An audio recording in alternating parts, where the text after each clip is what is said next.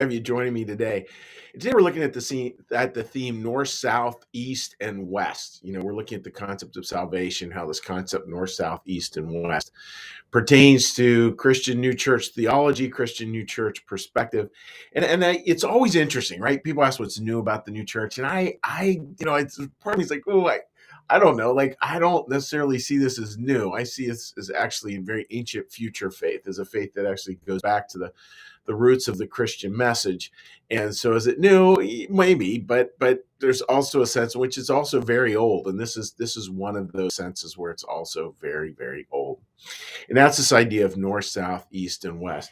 So the line we're looking at today is this beautiful one. It deals with what salvation is from a Christian New Church perspective. In other words, what heaven is. And we'll just read it to you. People of all faiths are welcome into heaven if they have lived according to what they sincerely believe to be the Lord's will. Those who use their freedom to reject the Lord's will choose eternal life in hell. So the idea is that God's will, which is always love, flows into every single person. And we're all free human beings. We're all autonomous human beings where we get to make the choice whether we allow that love to flow through or not. We get to choose to be loving or not, just that simple. And the idea is that we practice that, and that as you continue to practice that, continue to practice more loving, you'll become more loving. You continue to practice not being more loving, you'll become increasingly not loving. And thankfully, very few people choose that, I believe. But that's the gist of it. And the idea that as we go through this practice of becoming more loving human beings, we come from all different kinds of perspectives: north, south, east, and west. And it's kind of an interesting idea, because I know as a pastor who works a lot with couples, we talk about love languages. Like even just the simple love languages of, oh, yes, some people love from this way, some people love from this way, some people love from this way, some people love from this way. Some people love to give gifts, some people never give gifts because what they do is they love words. Some people never use words because what they really love is acts of service. Some people never do acts of service because what matters most to them is gifts. And the circle keeps on going. That idea that we all come from different perspectives, and this is the genius, I think, of a Christian New Church perspective. And again, I would not say this is new. I would say this is actually ancient. Is the idea that to understand anything in the world, we must understand it in the round.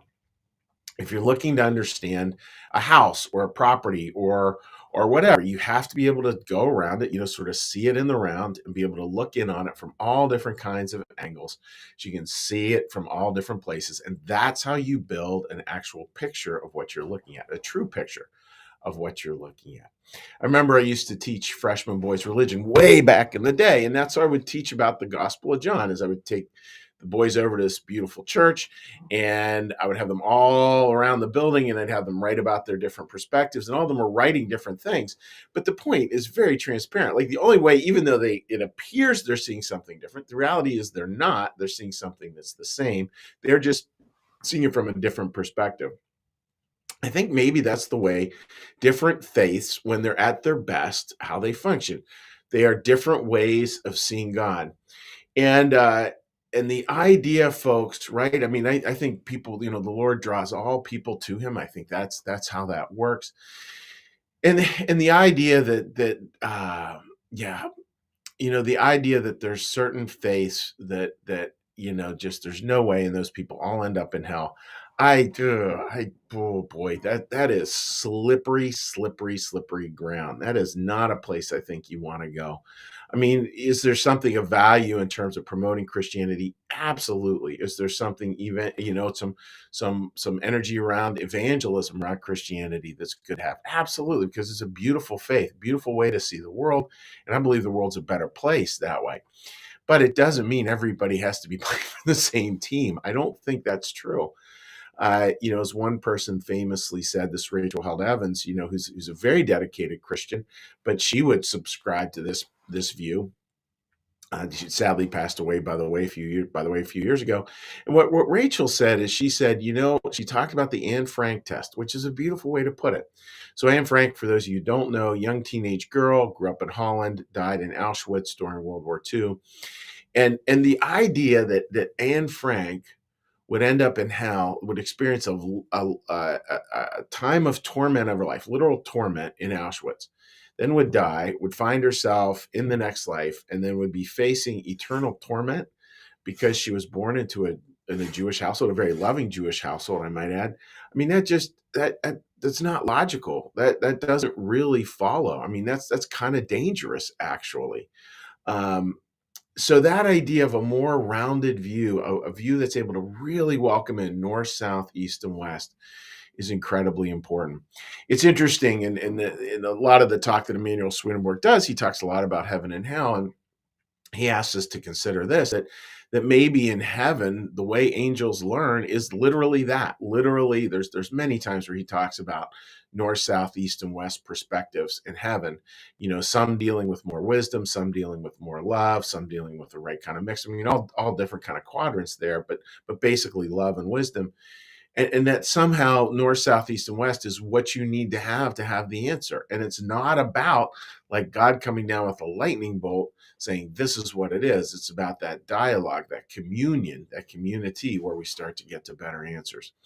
So this is again a very powerful piece of Christian New Church theology. And what does it have to do with our life? Well, it just means like celebrate the different perspectives, find out how people see it. Like what was his name? I'm totally forgetting his name. Sorry, Biff there on that. Patel, Eboo Patel. That's his name. So Eboo Patel founded a whole nonprofit based on this question: was how does your view of God move you to compassion? Oh, so good. And he said that's the essence of interfaith dialogue. Terrific. So, I don't know whether somebody can ask that question today, but I know for me, I certainly have found it interesting, over the years, just doing different weddings and baptisms and incorporating different faith perspectives as part of that. Of course, I have mine. And of course, I really do believe Christianity gives us a wonderful true north. And I celebrate my Jewish brothers and sisters, literally, and I celebrate Hindus. You got to celebrate it all because it's this beauty of God's creation. And as Emanuel Swedenborg noted, and I absolutely believe this to be true, variety is perfection. That is how heaven is made. Variety is perfection. So that's the north, south, east, and west thought for today. I hope that makes sense, friends. And what we're going to do now we're going to do a little meditation, a little prayer, a little blessing, and then we will send you all on your way after saying hi to you on social media. And before I sign off, just a quick public service announcement. New Church Live, we travel around to different parts of the country, different times of the year, and just meet with congregants and different people there. We are going to Charleston, South Carolina coming up. That is this weekend. I'll be preaching this April weekend coming up, beginning of April. You're more than welcome to join me if that interests you. Again, you can shoot me an email and we'll get you all hooked up with where we're going to be meeting. And and it's a lot of fun to do. Very, very, very enjoyable. So with that, friends, let's get a little breath. Listen to the bell.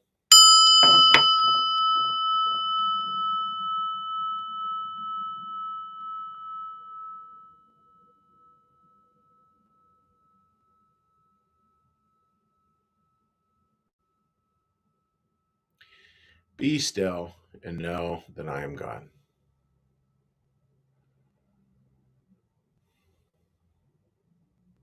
Be still and know that I am.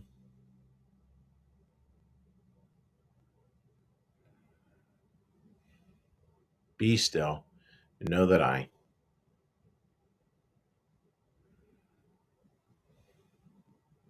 Be still and know that.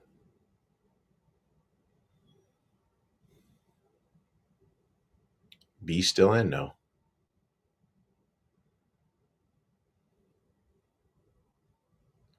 Be still and.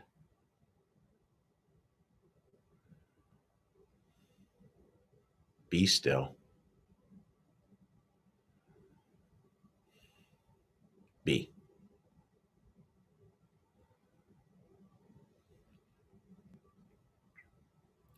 Our Father, who art in the heavens, hallowed be thy name. Thy kingdom come, thy will be done, as in heaven, so upon the earth. Give us this day our daily bread, and forgive us our debts, as we also forgive our debtors. and lead us not into temptation, but deliver us from evil. For thine is the kingdom and the power and the glory forever. Amen. May the Lord bless you and keep you. May the Lord make his face to shine upon you and be gracious unto you. May the Lord lift up his countenance upon you, bring you peace, and bring you home. Amen. All right, dear friends, let's do a little cheery hello to those who have joined us online. And all righty. A couple comments here. All right. Linda says, good morning, and adds love and wisdom. What a wonderful blend. It sounds like love and wisdom equals compassion. Yes, celebrate it and everyone, it and everyone. And that's so true. Celebration's so key, Linda, to it all. And that whole blend of love and wisdom and truth from a Christian New Church perspective, when it's at its best, simply is the form love takes. So it's interesting when you hold it that way, because that means if it's not loving, it's not true. Just think about that. There's a mind bender for you to hold and consider. All right, let's flip over to New Church Live's page here. All righty. Oops, sorry about that. Just takes me a second. Okay, number of comments here. Rita, good morning to you, my friend. I hope you're doing well. Patricia, good morning. Hope you're doing great. Susan, wonderful to see you, my friend. Oh, Sherry, that is beautiful. This reminds me of the three blind men describing the elephant. And for those of you who don't know, that's a great reference, Sherry. I should have actually said that.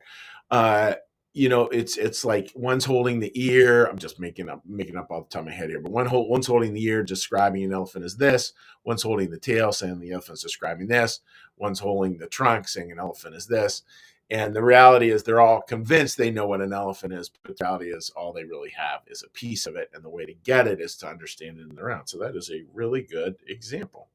I like that. Marcus, good morning to you, buddy, and I hope you're doing well. And Kim, I totally agree with that. Good morning, all. So hopefully it makes sense, folks. And wishing you all the very best. God bless. Take care. Bye-bye.